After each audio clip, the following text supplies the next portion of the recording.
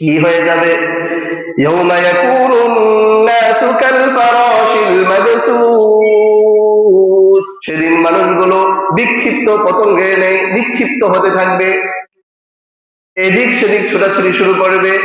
ওয়াতাকুনুল জিবালু কালআহনিল মানফুশ, শুধু মানুষগুলো নয়, উপর দিকে তাকিয়ে থাকা যে পাহাড়গুলো তুমি দেখতে পাচ্ছ, পাহাড়গুলো ধুলিত তুলালে পাহাড়গুলো উঠতে শুরু করে দিবে, ভেঙে খান খান হয়ে যাবে, ভেঙে চুরমার হয়ে যাবে পাহাড়গুলো।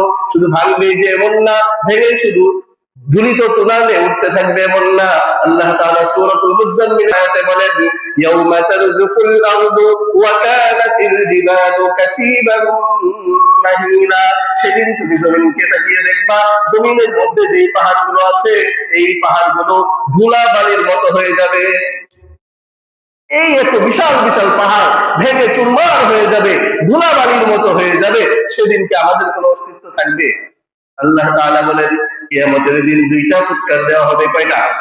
হযরত ইসরাফিল আলাইহিস সালাতু ওয়াস সালামকে আল্লাহ তাআলা দুইটা ফুৎকার দেওয়ার জন্য কি বানিয়ে রেখেছেন?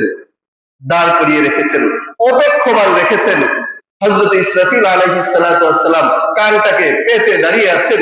যেদিনই আল্লাহ বলবেন যে হে ইসরাফিল, আজ তুমি সিংহায় ফুৎকার দাও, সেদিনই হযরত ইসরাফিল আলাইহিস সালাতু ওয়াস সালাম কি দিবেন? সিংহায় ফুৎকার দিয়ে দিবেন।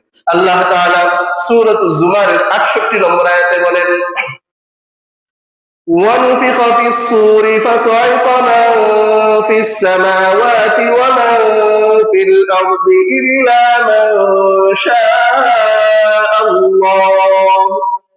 আল্লাহ তাআলা বলেন, যেদিন এই হযরত ইসরাফিল সিংহের মধ্যে ফুৎকার দিবে, ফুৎকার দেওয়ার সাথে সাথেই আসমান জমিন এবং মহাশূন্যের মধ্যে যা কিছু আছে, আল্লাহ যাকে চান সে